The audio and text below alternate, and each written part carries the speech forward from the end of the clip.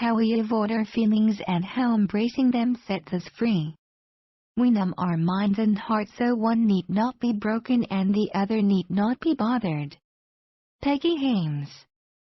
Feelings are important, no doubt about it. They communicate all sorts of information to us.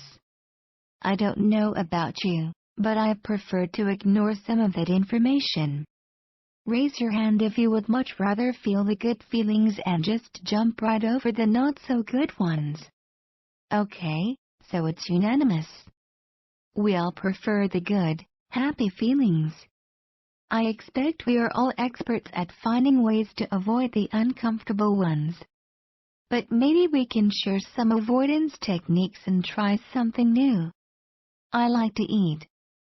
Food has been synonymous with love in my world. It comforts until it doesn't, right? Alcohol? Well, thank heaven I was spared addiction, because, but for the grace of God, there go I. Running and exercise were at least a healthier alternative to dealing with my feelings, and I did feel a little better about myself, so that was justifiable, I'm sure. Oh, and let's not forget a good movie, or even a bad one is a great distractor. Binge watching is even better. So, let's add to the list. What do you do to avoid those uncomfortable feelings? Just take a minute to think about it. What are your avoidance techniques? Okay, time is up. Do you shop for stuff you do not need? Are you constantly on the go? Do you peruse social media incessantly, call or text anyone available? Do you eat, drink, and be merry? Spend more time with Match.com than you do with yourself? Do you clean your house, obsessively making sure everything is in its place? Lose yourself in a book? Surround yourself with so much chaos that you can hardly hear yourself think? Or maybe you avoid certain places or people or being alone. Do you work long hours? Get a front row seat into the life of someone that appears messier than you? The list could go on and on. So, pick your favorites and have at it. But before you do, I have to tell you that, in hindsight, I was one of the lucky ones. I was lucky because I could not keep avoiding those uncomfortable feelings, no matter how hard I tried or what avoidance technique I used. They were like a bad penny that kept showing up. If you want to know how that made me lucky, read on. If you prefer to just add some avoidance techniques to what you are already doing, then you can stop reading now. So, why was I lucky? Because, you see, my feelings ended up being my North Star to the life I wanted. First, some education feelings, and the emotions that go with them, like absolutely everything else in life, are energy. Energy, by its very nature, has to keep moving. Unfortunately, too many of us learned, at a rather young age, to stuff feelings down deep. Until expressed, those feelings still live on in our bodies. We often stuff them so deeply that we don't necessarily know they exist, unless we are paying attention. Whether you recognize it or not, I assure you those feelings are still having a profound impact on your life. They follow you around in your relationships and in your interactions with yourself and others. Your feelings don't keep you from being all that you can be. They don't keep you from getting what you want. Your avoidance of them does. They show up in the tweak you feel inside when someone says something you don't like. Or when the voice in your head is saying something different from what is actually coming out of your mouth. Maybe they make themselves known when you are driving in traffic or when your child is not obedient. How about when your spouse doesn't help around the house the way you want or when your friends let you down? Maybe it shows up in the jealousy or envy you feel for others. And let's not forget the way we tolerate inappropriate behaviors from others.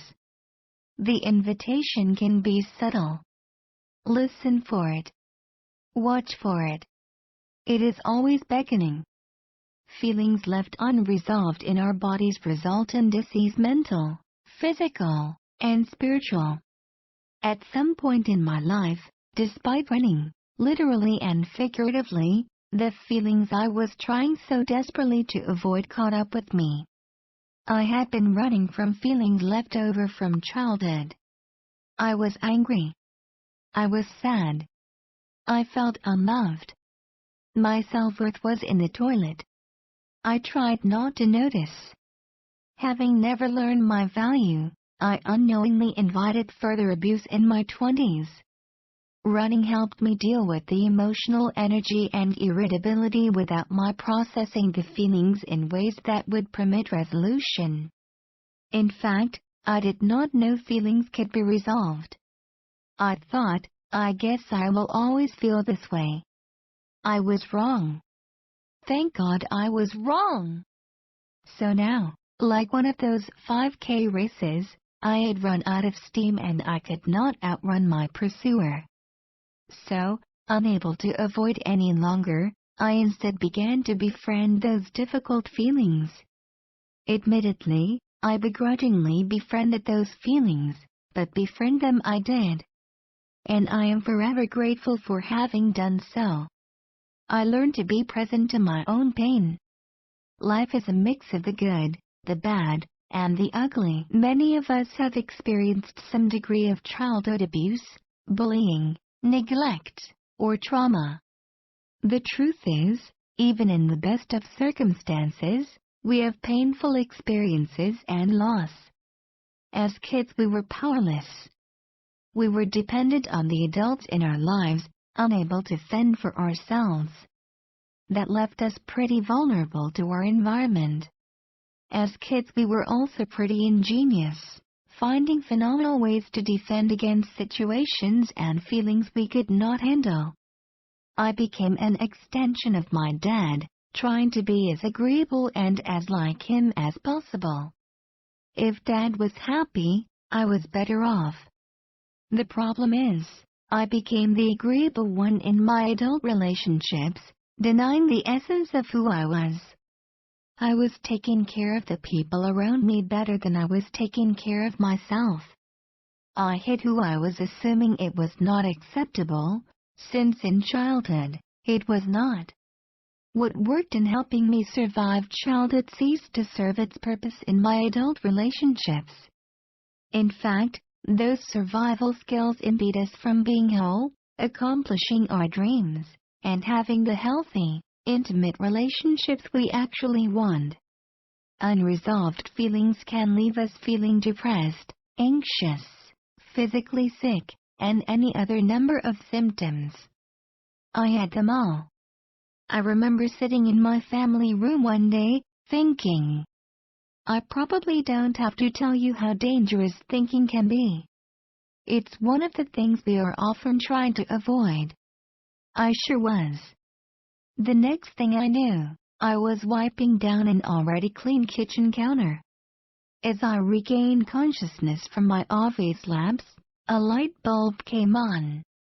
I realized that I did not like what I was thinking about, because it made me feel something I had no interest in feeling. Without any conscious awareness, I had gotten up and moved to the kitchen.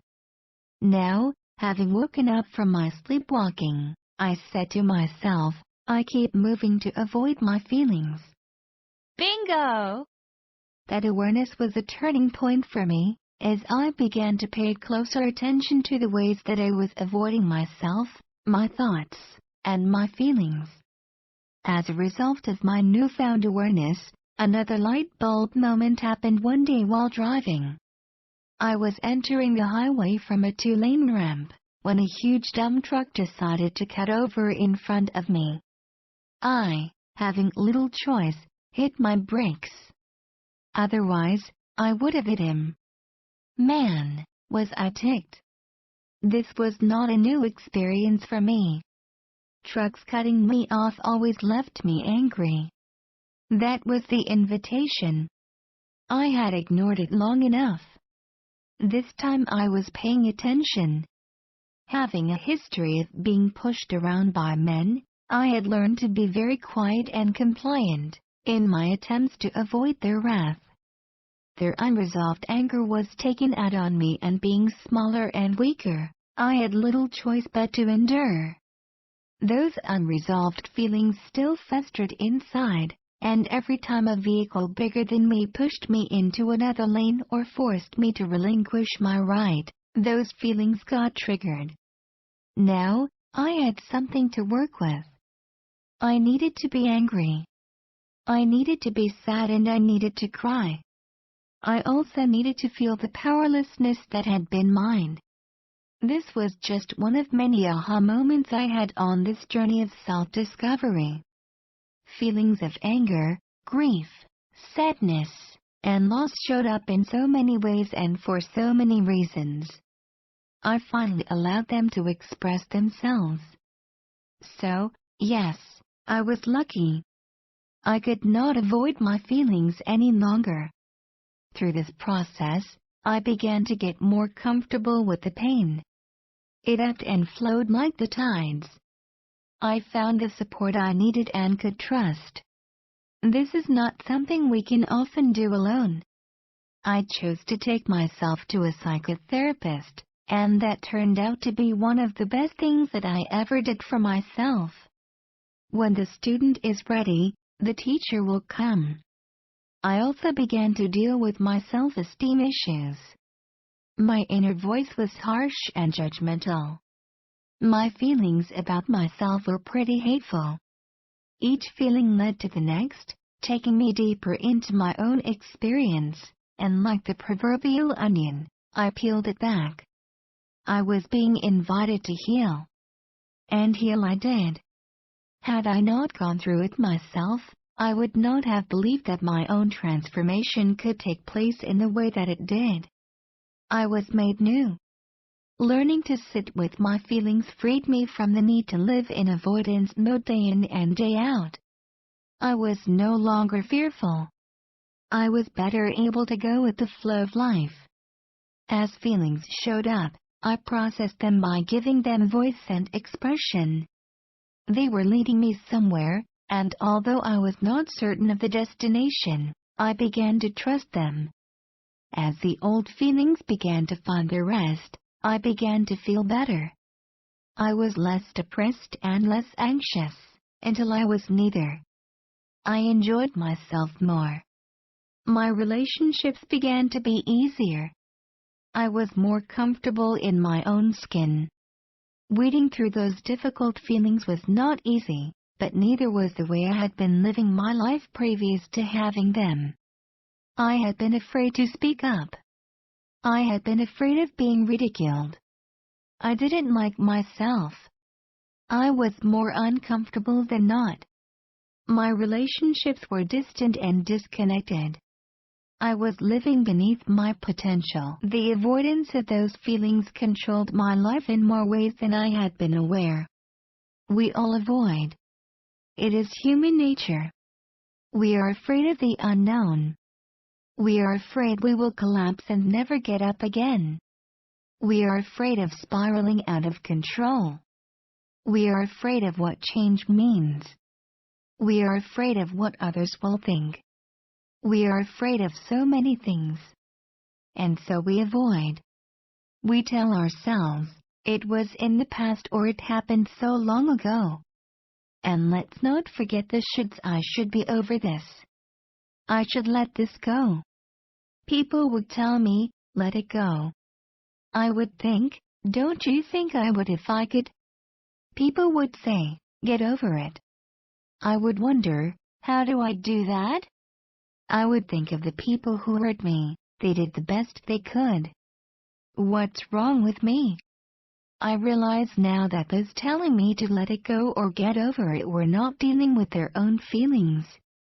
And telling myself, they did the best they could may be true, but it did not eliminate the fact that what they did hurt me. It was just another way for me to avoid the hurt. There was nothing wrong with me. My feelings were about me. No one else. It wasn't about blame. It was about acknowledging myself and listening to my pain. Unexpectedly, I began to trust myself. I learned what it meant to take care of myself and to follow my heart. I made myself a priority. I finally understood what it meant to let go, and I could. I made peace with my past, began to enjoy the present, and started to look forward to the future. I was excited about the possibilities. Don't let anyone else tell you how it is.